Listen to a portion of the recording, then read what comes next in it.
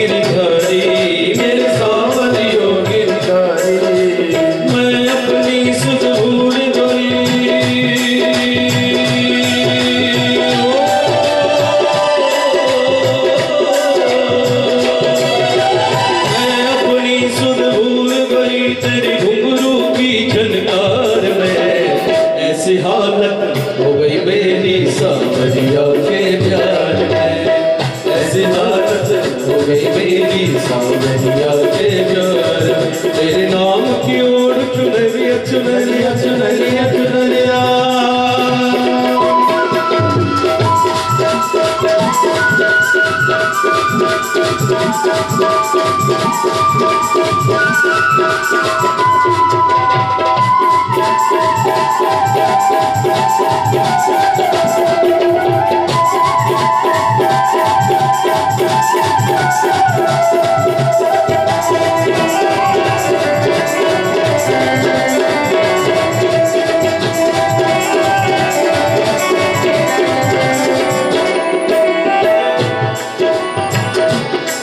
तेरी यारी है जग से प्यारी, तेरी यारी है जग से प्यारी, तेरी यारी है जग से प्यारी, तेरी यारी है जग से प्यारी। क्या जाने कोई अनाड़ी, क्या जाने कोई अनाड़ी, तेरी यारी है जग से प्यारी, तेरी यारी है जग से प्यारी। क्या जाने कोई अनाड़ी, क्या जाने कोई अनाड़ी,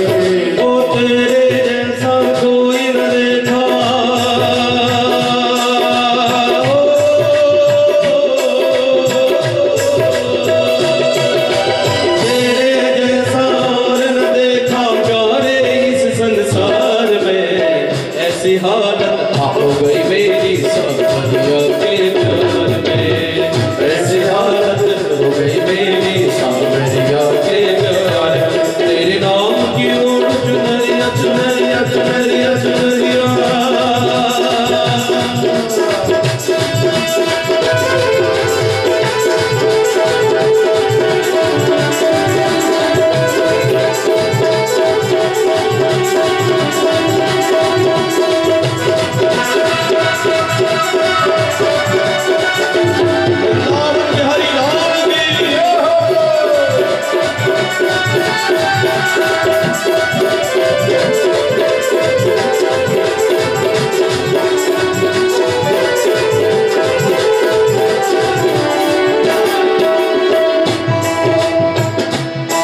मोहे कोई न रोके टोके, मोहे कोई न रोके टोके, ओ मुझको कोई न रोके टोके, मोहे कोई न रोके टोके। ओ मैं तो प्रेम दीवानी होके, मैं तो प्रेम दीवानी होके, ओ मैं तो प्रेम दीवानी होके, मैं तो प्रेम दीवानी होके। ओ बड़ी दूर से जल कर दे रे, ओ बड़ी दूर से चल कर तेरे आई हूँ दरबार में, ऐसी हालत हो गई मेरी सांवरिया के प्यार में, ओ ऐसी हालत हो गई मेरी सांवरिया के प्यार में। तेरे नाम की ओर चुनरिया, तेरे नाम की ओर चुनरिया, मैं तो नाचूं, मैं तो नाचूं, मैं तो नाचूं बीच बाजार में, ऐसी हालत हो गई मेरी सांवरिया के प्यार में, ऐसी हालत हो गई मेरी सांवरिया के प्यार में।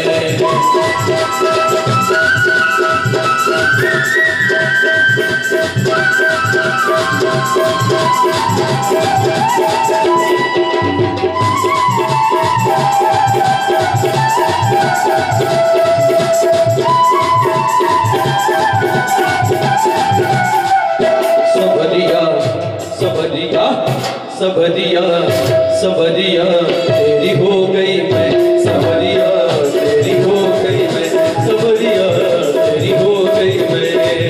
ओ दिल में तेरी याद बसा के, दिल में तेरी याद बसा के, दिल में तेरी याद बसा के, दिल में तेरी याद बसा के, ऐसी खो गई मैं। सबरिया सबरिया सबरिया तेरी हो गई मैं, सबरिया तेरी हो गई मैं,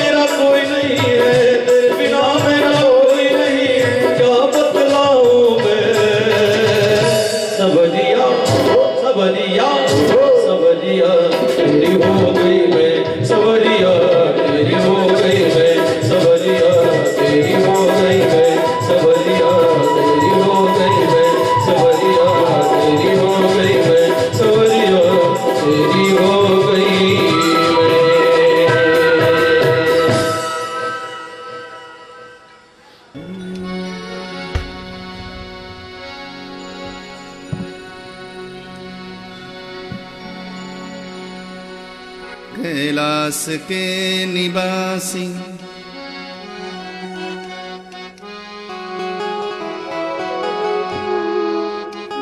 हे भोले,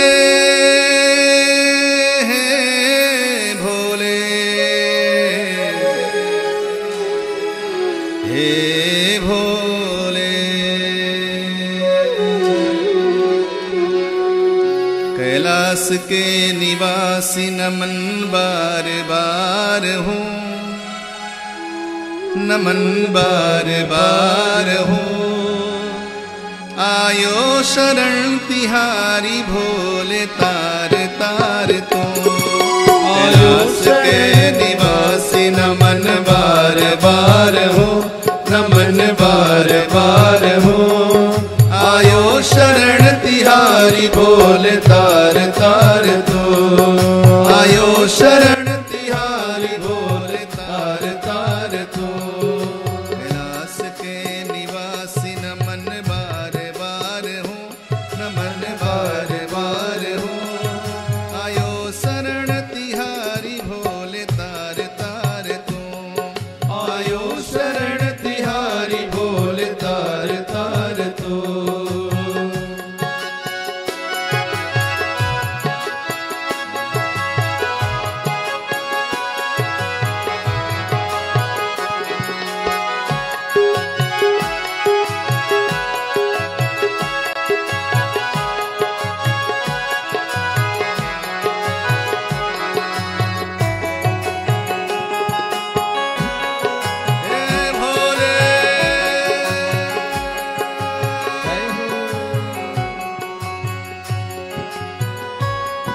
बखान क्या करूं,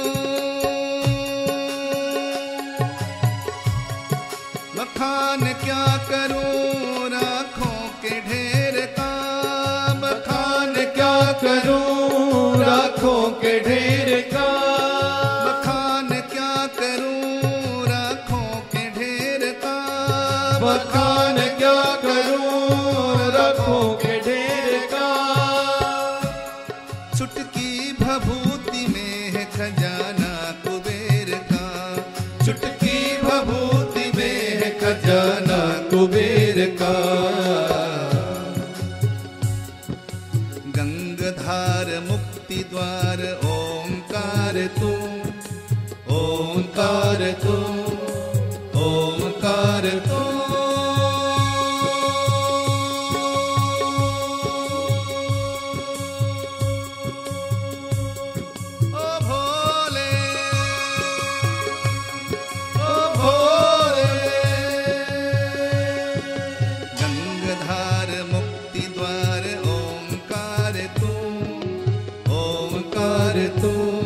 आयो शरण तिहारी भोले तार तार तो। आयो शरण तिहारी भोले तार तार तो।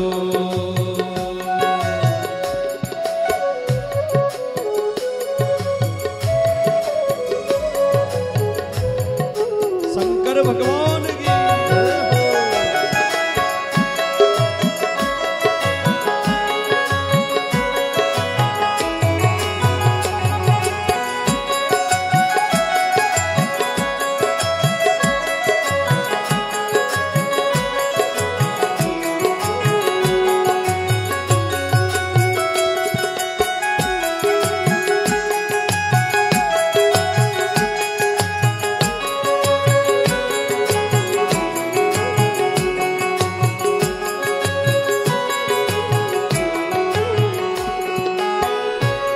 भक्तों को कभी शिव तूने निराश ना किया। भक्तों को कभी शिव तूने निराश ना किया।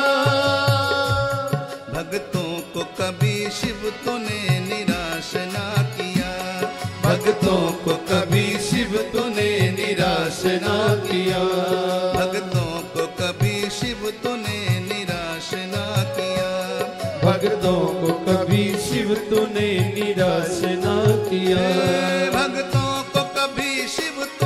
निराश ना किया। भक्तों को कभी शिव तूने निराश ना किया। मांगा जिन्हें जो चाह वरदान दे दिया।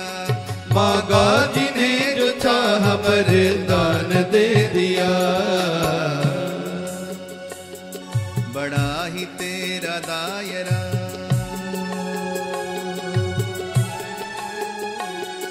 बड़ा ही तेरा दायरा, बड़ा दातार तू, बड़ा दातार तू, बड़ा दातार तू।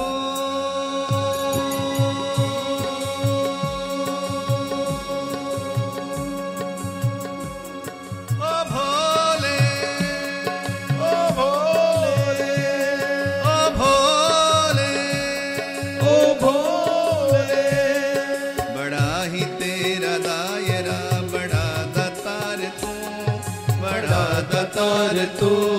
आयो शरण तिहारी भोले तार तार तू, आयो शरण तिहारी भोले तार तार तू। कैलाश के निवासी नमन बार बार हो, नमन बार बार हो। आयो शरण तिहारी भोले तार तार तू, आयो शरण तिहारी भोले तार तार तू।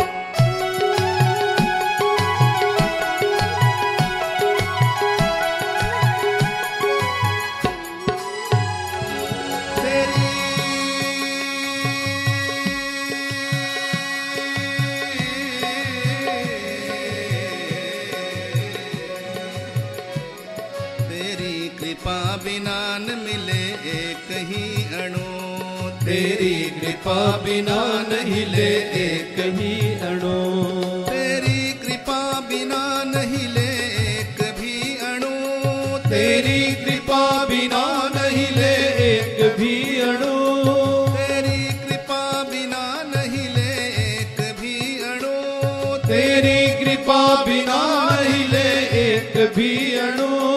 लेते हैं श्वास तेरी दया से तनो तनो, लेते हैं श्वास तेरी दया से तनो तनो। दर्शन दो एक बार,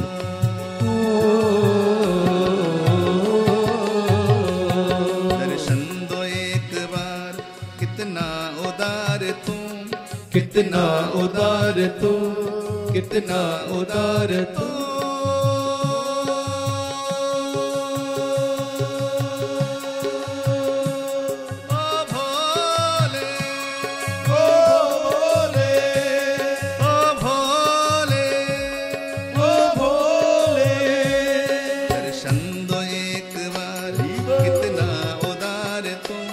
कितना उदार तू।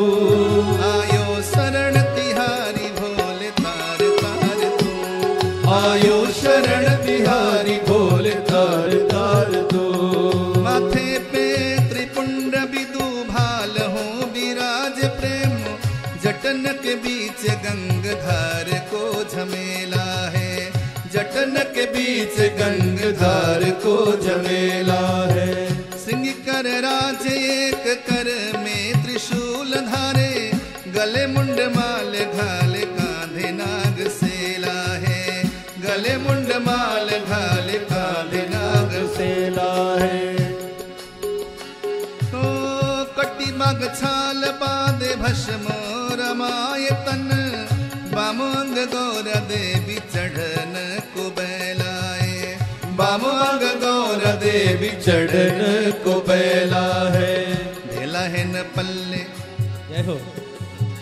ढेला है न पल्ले खर्चीला है अजब भांति, ऐसा गिरी मेला देव शंभु अलबेला है, ऐसा गिरी मेल देव शंभु अलबेला है, ऐसा गिरी मेल देव शंभु अलबेला है। कैलाश के निवासी नमन बार बार हो, नमन बार बार हो।